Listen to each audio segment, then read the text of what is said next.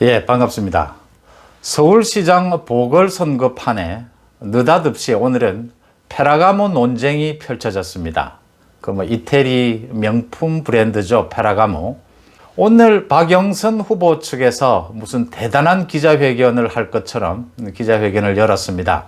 내용은 오세훈 후보가 내곡동 땅 측량에 오세훈이가 참석을 했다라는 부분이 이제 증언이 나왔다. 그러니까 사퇴를 해라 라는 건데, 그 증언이라는 게 오늘 방송이 된 그 김어준이가 하는 방송, TBS에서 하는 그 김어준이 하는 방송에 2005년, 16년 전인 2005년에 그 내곡동 그 땅 주변에 한 그 생태탕을 운영을 했다는 그 식당 주인과 그 식당 주인의 아들, 그 황모 씨라고 합니다.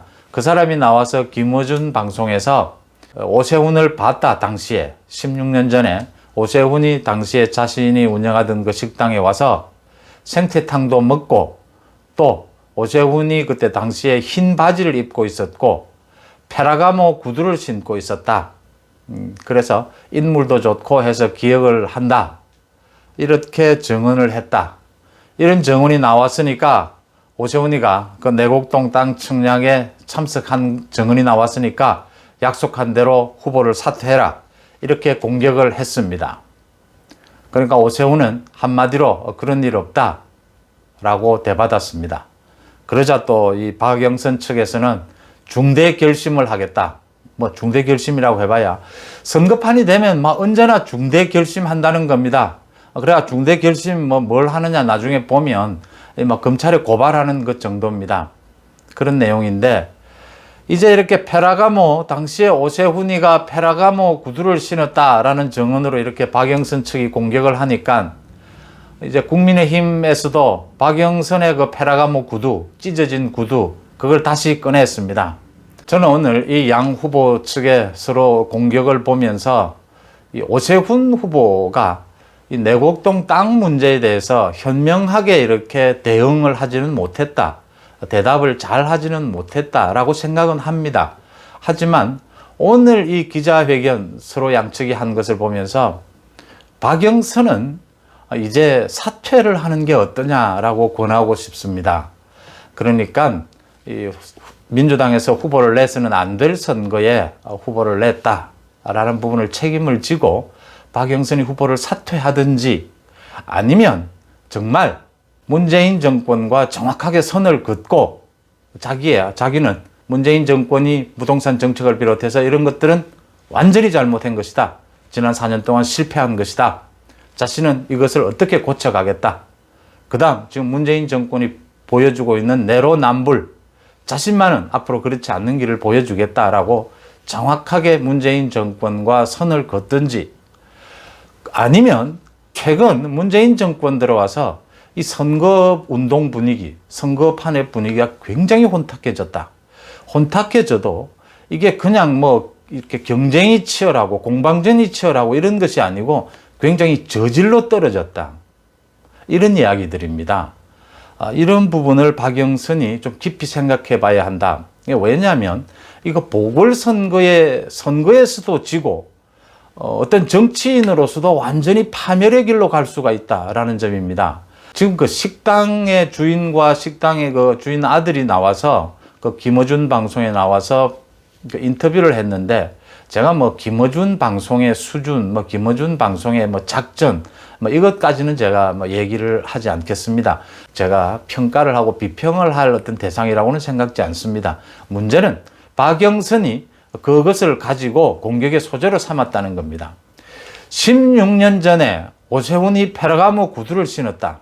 16년 전에 오세훈이 흰색 바지를 입었다. 이걸 기억하는 당시의 식당 주인, 그것을 다른 언론도 아니고 김어준 방송이라고 하는 TBS의 그 교통방송에 나와서 그것을 증언을 했다. 이 내용은 누가 봐도 이건 지금 짜고 하는 것이다라는 것이 요즘 잘 하는 말로 냄새가 난다라고 합니까? 그 보이는 것, 그것을 그렇게 하고 그걸 또 이용해서 박영선이 공격하고, 오늘 박영선이 보인 행동은 추태 중의 추태였다.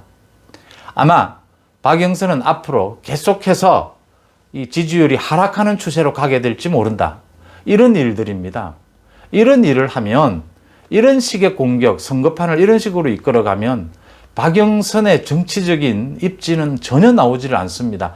저는 솔직히 지난번 유튜브에서도 말씀드렸다시피 박영선이 도대체 무슨 내공으로 사선을 하고 국회의원, 장관을 하는지 이해가 안 되는, 박영선은 그동안 쭉 처음부터 끝까지 거의 다 그 정치 생활을 본 입장이었으니까요. 좀 이해가 안 되는 입장인데, 그 구체적인 사례를 제가 하나 둘 다 들 수 있습니다. 하지만 이것만 보면 됩니다. 페르가모 찢어진 구두를 신고 나오고, 또 16년 전에 오세훈이 페르가모 구두를 신었다면서 그걸 정은이랍시고 오세훈을 공격합니다. 이게 박영선의 현 주소고 박영선의 수준입니다.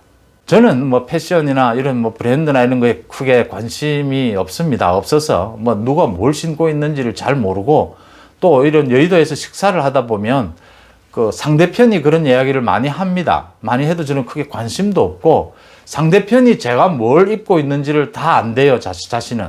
그 가격까지도 거의 다 안다는데, 저는 제가 입고 있는 옷이 얼마짜리인지도 솔직히 잘 모릅니다. 제가 산 옷도 제가 잘 모르는 그런 수준인데, 오늘 일어난 이 페르가모 논쟁을 보면서 참 한심하다. 박영선의 정치 생명은 거의 끝나는 수준에 왔다.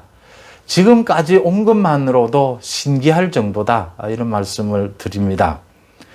오늘 투표율 첫날 사전 투표율이 10% 가깝게 나왔죠. 상당히 많이 나온 일이고, 내일은 토요일이니까 이게 20%를 넘고 30%까지 가게 된다면 이번 이 보궐선거의 투표율이 50%를 훌쩍 넘는 수준이 될 수도 있다.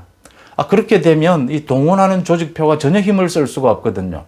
또 하나는 많이들 우려하시는 그 부정선거 논란 말이죠. 투개표 과정에서 일어날 수 있는 그 부정선거도 있고요. 지금 문재인 정권에서 하고 있는 그 돈선거, 퍼주기 선거, 그 다음 관건선거, 동원선거, 또 선관위에 좀 편향된 이런 선관위의 행태들, 이런 것들이 힘을 발휘하지를 못할 수 있다. 페르가모 논쟁을 보면서 참 창피하다. 우리가 이렇게까지 우리 정치 수준, 선거 수준이 떨어진 적은 없었는데 왜 이렇게 됐는가? 그 책임을 후보인 박영선이 질 수밖에 없을 것이다. 이렇게 보입니다. 여러분들 생각은 어떻습니까? 고맙습니다.